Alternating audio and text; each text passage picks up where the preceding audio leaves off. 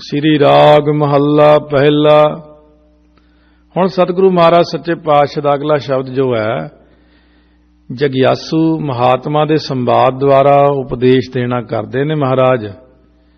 क्योंकि जगियासू ने आके महात्मा तो पूछया कि आप जी नूं वाहिगुरू दी प्राप्ति किवें होई। महात्मा अपनी व्यवस्था सुणाउणगे। हुण जगियासू ਉਹਨੂੰ ਕਹਿੰਦੇ ਨੇ ਜ ਨਾਮ ਹੁੰਦਾ पैदा होण ਦਾ, गे नाम ਹੁੰਦਾ ਗਿਆਨ ਦਾ, ਆਸੂ ਨਾਮ ਹੁੰਦਾ ਆਸ ਦਾ।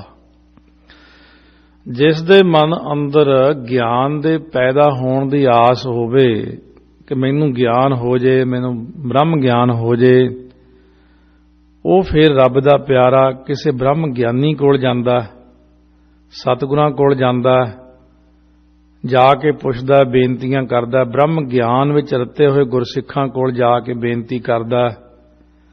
भली सरी जे उबरी हौमै मुई कराहो। श्री राग विच हुण पहले पातशाह बख्शिश करदे 11वां शब्द भली सरी, कहने चंगी गल होई जो मैं इन्हां विकारां तो उबरी हां, बच गई हां। भली सरी जे उबरी, क्योंकि हौमै मुई घरा हो, जिहड़ी हंगता ममता जो हिरदे घर विच आई होई सी ना, घरा हो तो भाव जो चौधराणी बनी होई सी, वो भी मर गई। चंगा हो गया, मेरे गलों लथ गई, ये विकार लथ गए, हौमे लथ गई। दूत लगे फिर चाकरी सतगुर का वेसाहो। कहते जो हिरदे च पूरिया सतगुरां दा भरोसा हो गया ना, सतगुर का वेसाहो, जिस पास बैठिया सोही है सबना दा वेसाहो। वेसाहो तो भाव भरोसा हो गया। दूत लगे फिर चाकरी, तो फिर जिहड़े काम क्रोध लोभ मोह हंकार सी, पहला तो ये मैनू बहुत परेशान करते सी, हुण उल्टा मेरे अगे हथ जोड़ के खड़दे ने, मेरी सेवा करते ने, मेरी नौकरी करते ने। कहंदे देखियो जी किते साडी शिकायत ना ला दिओ परमात्मा कोले, सानू बहुत तंगी होवेगी, फिर सानू सजा मिलेगी। फिर इस करके होर भी लिखिया प्रभाती राग, सगल दूत मेरी सेवा लाए। सारे दूत जदों नाम दिता गुरां ने हिरदे च, ये सारे ही मेरे सेवादार बन गए। जिहड़े परेशानियां दिंदे सी वो उल्ट के मेरे सब सेवादार बन गए। दूत दुष्ट सजनई हो गए सारे मेरे, अपुष्ट बात ते पई सिद्धरी। ये सारा कुछ अपने आप ही किरपा होण लग पई, नाम दी बख्शिश हो गई सारी। ये कल्प त्यागी बाद है सच्चा वे परवाह। कहंदे बेपरवाह वाहिगुरू नूं सच्चा निश्चय करदियां होयां जदों हुण असीं व्यर्थ दी कल्पना त्याग दित्ती। कल्प जिहड़ी व्यर्थ दी कल्पना सी ने त्यागी, असीं सोचिया ये बाद है, ये बेअर्थ ही है। बेअर्थ दी कल्पना क्यों करनी मन दे अंदर, क्यों एवें समा बर्बाद करना अपना।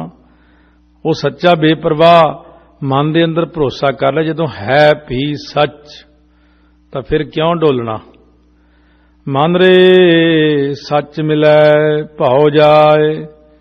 महाराज सच्चे पातशाह कहंदे भाई है जीव है मनुख, जां अपने मन नूं संबोधन करदिआं कहंदे सच्चा नाम जदों मिल जांदा ना जीव नूं, सच्चे नाम दे विच जीव मिल जांदा, एक मिक हो जांदे ने, तां भाओ जाए फिर जमां दा होर सारे यह भै परलोक भै, जन्म वेदना जात अन रखिया अर गुप्त भै, अक्स मात्र भै सात।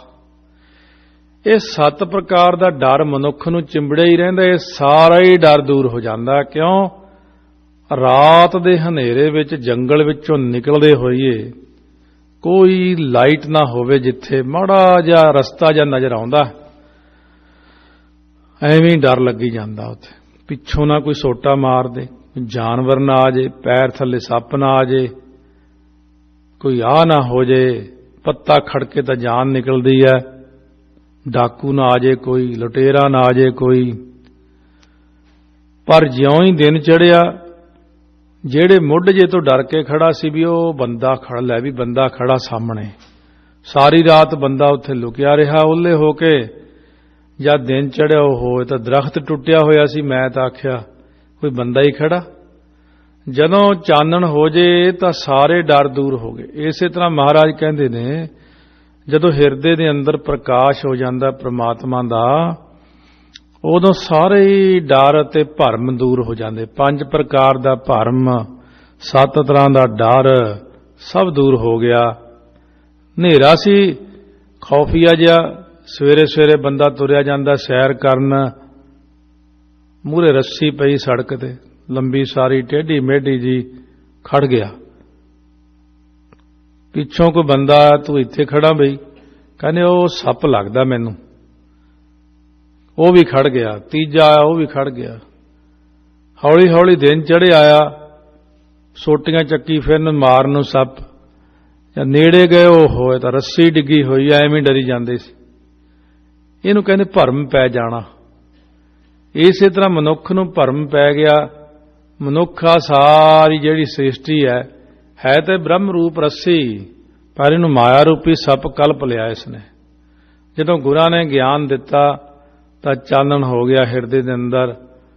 ਹੁਣ ਸਤਿਗੁਰੂ ਜਦੋਂ ਹਿਰਦੇ 'ਚ ਚਾਨਣ ਬਖਸ਼ਿਸ਼ ਕਰਦੇ ਨੇ, ਸਭ ਵਹਿਮ ਭਰਮ ਸਭ ਦੂਰ ਹੋ ਜਾਂਦੇ ਨੇ, ਮਨ ਦੇ ਸ਼ੰਕੇ ਨਿਵਰਤ ਹੋ ਜਾਂਦੇ ਨੇ। ਇਸ ਕਰਕੇ ਜੋ ਕੁਝ ਹੈ ਉਹ ਸ਼ਬਦ ਦੀ ਵਿਚਾਰ ਵਿੱਚ ਹੈ। ਜੇ ਕੌਮ ਇਹ ਕੰਮ ਨੂੰ ਸਮਝੇ ਵੀ ਸ਼ਬਦ ਦੀ ਵਿਚਾਰ ਕਰੀਏ ਬਹਿ ਕੇ ਸਾਰੇ ਜਾਣੇ, ਹਨੇਰੇ ਖਤਮ ਹੋ ਜਾਣਗੇ ਆਪਣੇ।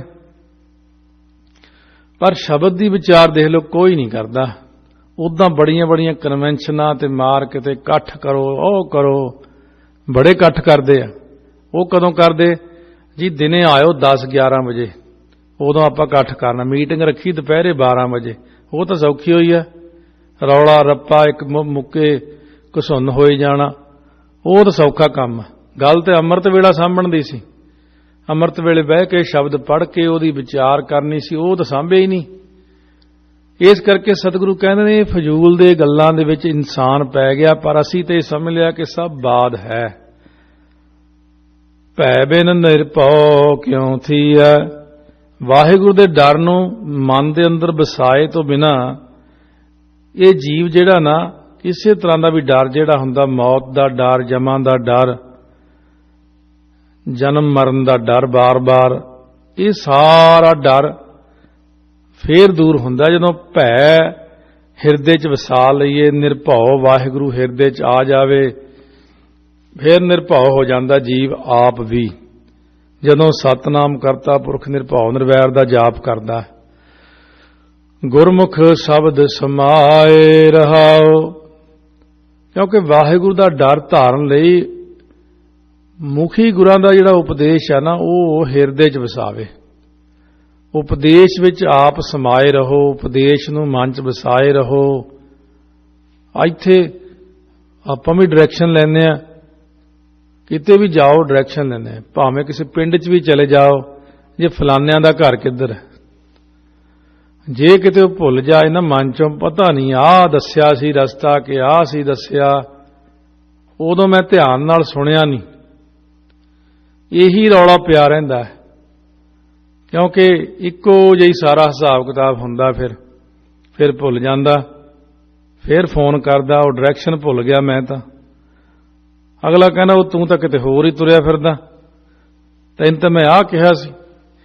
ਇਸ ਕਰਕੇ ਸਤਿਗੁਰੂ ਕਹਿੰਦੇ ਪਹਿਲਾਂ ਤੁਸੀਂ ਧਿਆਨ ਨਾਲ ਜੋ ਮੈਂ ਡਾਇਰੈਕਸ਼ਨ ਦਿੱਤੀ ਬਾਣੀ 'ਚ, ਉਹਨੂੰ ਪਹਿਲਾਂ ਧਿਆਨ ਨਾਲ ਸੁਣ ਲਓ, ਬੈਠ ਕੇ ਸੁਣ ਕੇ ਫਿਰ ਉਹਨੂੰ ਮਨ 'ਚ ਵਸਾ ਕੇ ਉਹਦੇ ਅਨੁਸਾਰ ਆਪਣਾ ਪ੍ਰੋਗਰਾਮ ਫੀਡ ਕਰ ਲਓ ਅੰਦਰ, ਫਿਰ ਤੁਰੇ ਜਾਓ, ਫਿਰ ਸੌਖਾ। ਤੇ ਜੇ ਤੁਸੀਂ ਮੇਰਾ ਤਾਂ ਉਪਦੇਸ਼ ਨਹੀਂ ਸੁਣਿਆ ਤੇ ਆਪਣੀ ਬੁੱਧੀ ਅਨੁਸਾਰ ਕੋਸ਼ਿਸ਼ ਕਰੋਗੇ ਤਾਂ ਕਾਮਯਾਬ ਨਹੀਂ ਹੋਵੋਗੇ, ਨਿਸਫਲ ਹੋ ਜਾਓਗੇ। ਪਹਿਲਾਂ ਉਪਦੇਸ਼ ਸੁਣਨਾ ਜ਼ਰੂਰੀ ਹੈ। ਇਸ ਕਰਕੇ ਗੁਰਾਂ ਦੁਆਰਾ ਪਹਿਲਾਂ ਬ੍ਰਹਮ 'ਚ ਸਮਾਉਣਾ ਕਰੇ ਉਪਦੇਸ਼ ਸੁਣ ਕੇ। ਕੇਤਾ ਆਖਣ ਆਖੀਐ ਆਖਣ ਤੋਟ ਨਾ ਹੋਏ। ਪਰਮਾਤਮਾ ਦਾ ਚਾਹੇ ਕਿੰਨਾ ਹੀ ਜਸ ਆਖਣਾ ਕਰੇ, ਪਰ ਕਥਨ ਕਰਨ ਨਾਲ ਕਦੇ ਉਹ ਘਾਟਾ ਤਾਂ ਨਹੀਂ ਪੈਂਦਾ ਜਾਂ ਸਿਰਾ ਤਾਂ ਨਹੀਂ ਲੱਗਦਾ ਹੈ। ਇਸ ਕਰਕੇ ਪਰਮਾਤਮਾ ਦਾ ਜਸ ਕਹੀ ਜਾਵੇ, ਕਹੀ ਜਾਵੇ। ਕਈ ਬੰਦੇ ਕਹਿਣਗੇ ਲੈ ਰੱਬ ਨੂੰ ਸਾਰੀ ਰਾਤ ਤੰਗ ਕਰਦੇ ਰਹਿੰਦੇ ਆ ਦਿਨੇ ਬੁੜਬੁੜ ਕਰਦੇ ਰਹਿੰਦੇ ਆ, ਰੱਬ ਤੰਗ ਹੁੰਦਾ। ਐਸੀਆਂ ਐਸੀਆਂ ਗੱਲਾਂ ਬਣਾ ਕੇ ਲੋਕਾਂ ਦੇ ਮਨ ਨੂੰ ਤੋੜਨਾ, ਪਿੱਛੇ ਨੂੰ ਹਟਾਉਣਾ। ਇਹ ਪਤਾ ਨਹੀਂ ਕਿਉਂ ਆਈ ਸੀ ਦੁਨੀਆ 'ਚ, ਉਦਾਂ ਹੀ ਆ ਗਏ, ਪਤਾ ਨਹੀਂ ਮਨੁੱਖਾ ਜਨਮ ਐਵੇਂ ਕਿਤੇ ਮਿਲ ਗਿਆ, ਆ ਗਏ ਬਸ। ਆਵਨ ਆਏ ਜਗਤ ਮਹਿ ਬਿਨ ਬੂਝੇ ਪਸ਼ਟ ਹੋਰ। ਕਹਿੰਦੇ ਢੋਰ ਗਵਾਰਾਂ ਪਸ਼ੂਆਂ ਵਾਲਾ ਜੀਵਨ ਬਤੀਤ ਕੀਤਾ। ਬਿਨ ਸੰਗਤੀ ਸਭ ਐਸੇ ਰਹਿ ਹੈ ਜੈਸੇ ਪਸ਼ਟ ਹੋਰ।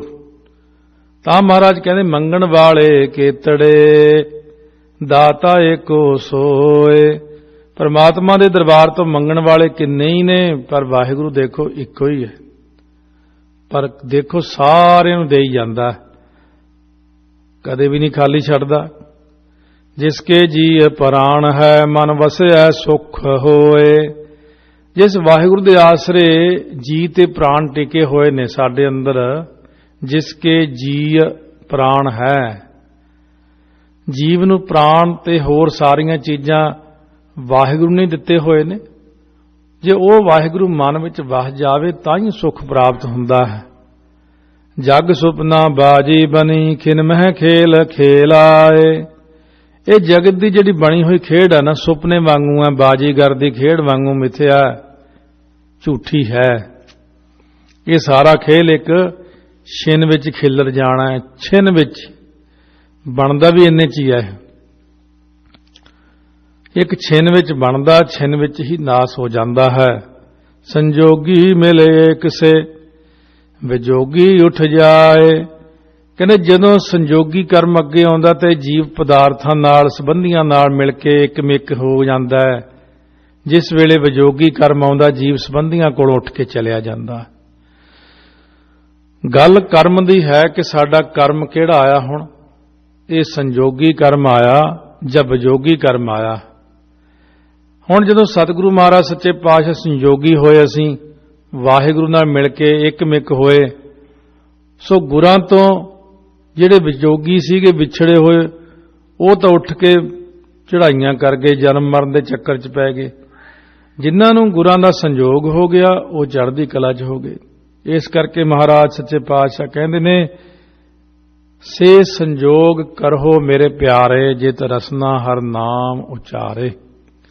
ਸਤਿਗੁਰੂ ਕਹਿੰਦੇ ਨੇ ਪ੍ਰਗਟੇ ਭਲੇ ਸੰਜੋਗਾ। ਚੰਗੇ ਸੰਜੋਗ ਪ੍ਰਗਟ ਹੁੰਦੇ ਨੇ ਇਨਸਾਨ ਦੇ। ਸੋ ਇਸ ਕਰਕੇ ਸੰਜੋਗ ਚੰਗਾ ਆ ਜੇ ਤਾਂ ਇੱਕਦਮ ਬੰਦਾ ਪੰਜਾਂ ਪਿਆਰਿਆਂ ਨੂੰ ਮਿਲ ਪੈਂਦਾ ਹੈ, ਅੰਮ੍ਰਿਤ ਛਕ ਲੈਂਦਾ ਹੈ, ਗੁਰੂ ਘਰ 'ਚ ਆ ਜਾਂਦਾ ਹੈ। ਤੇ ਜਿਨ੍ਹਾਂ ਦਾ ਵਿਜੋਗ ਲਿਖਿਆ ਹੋਇਆ ਉਹ ਵਿਜੋਗ ਵਿੱਚ ਹੀ ਤੁਰੇ ਫਿਰਦੇ ਨੇ, ਵਿਛੋੜੇ ਵਿੱਚ ਹੀ ਤੁਰੇ ਫਿਰਦੇ ਨੇ। ਜੋ ਤਿਸ ਭਾਣਾ ਸੋ ਥੀਐ ਵਰਨਾ ਕਰਨਾ ਜਾਏ। ਜੋ ਉਸ ਵਾਹਿਗੁਰੂ ਨੂੰ ਭਾਉਂਦਾ, ਜੋ ਉਹਦਾ ਹੁਕਮ ਹੈ ਉਹੀ ਹੁੰਦਾ। ਉਹਦੇ ਹੁਕਮ ਤੋਂ ਬਿਨਾਂ ਆਪਣੇ ਜ਼ੋਰ ਨਾਲ ਕੁਝ ਵੀ ਨਹੀਂ ਕੀਤਾ ਜਾ ਸਕਦਾ। ਕਿੱਲ ਕਿੱਲ ਕੇ ਮਰ ਜਾਂਦਾ ਇਨਸਾਨ।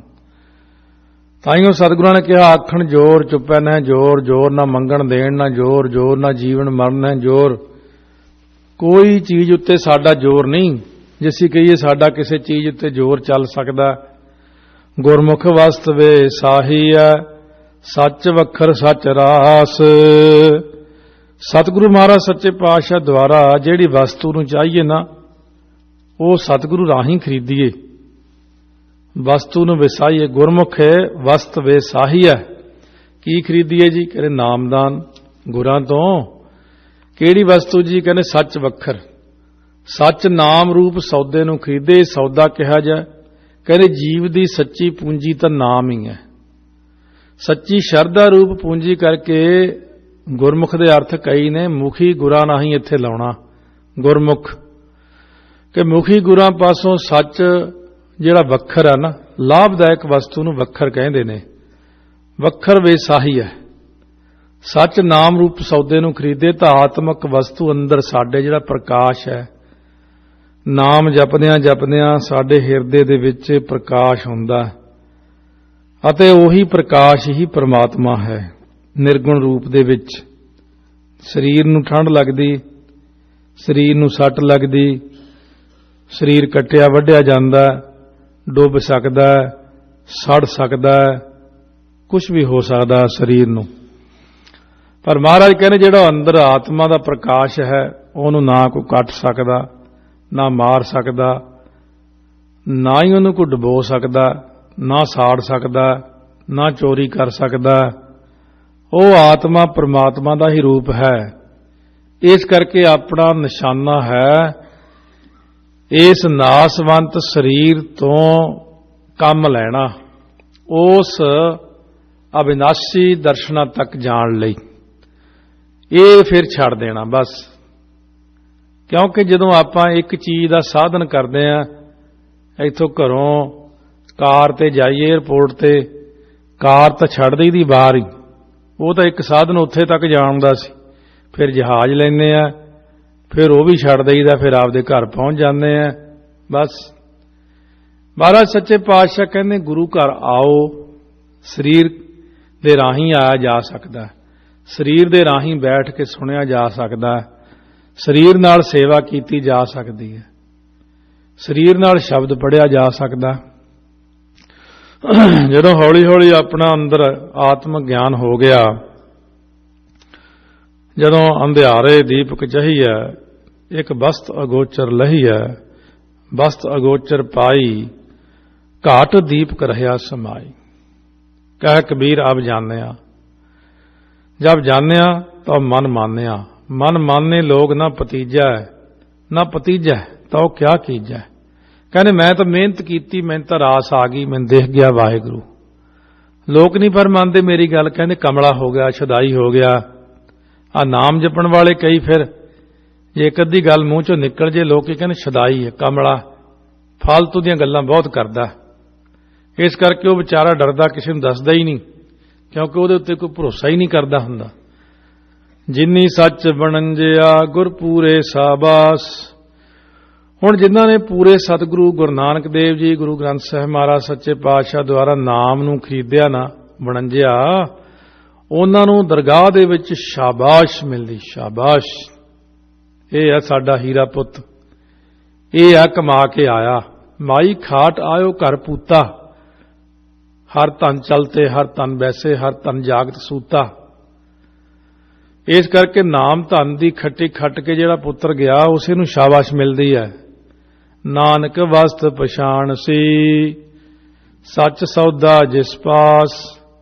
महाराज फरमाउंदे ने कि ओही बंदा अपने अंदर भगत जन आत्मक वस्तु नूं पछाणदा जिहदे ते किरपा है, कि जिस गुरमुख दे पास सच नाम रूप सौदा है, ਉਹੀ ਆਪਣੇ ਆਤਮਿਕ ਵਸਤੂ ਨੂੰ ਅੰਦਰ ਪਛਾਣ ਲੈਂਦਾ। ਇੱਕ ਬਸਤ ਅਗੋਚਰ ਲਹੀਆ,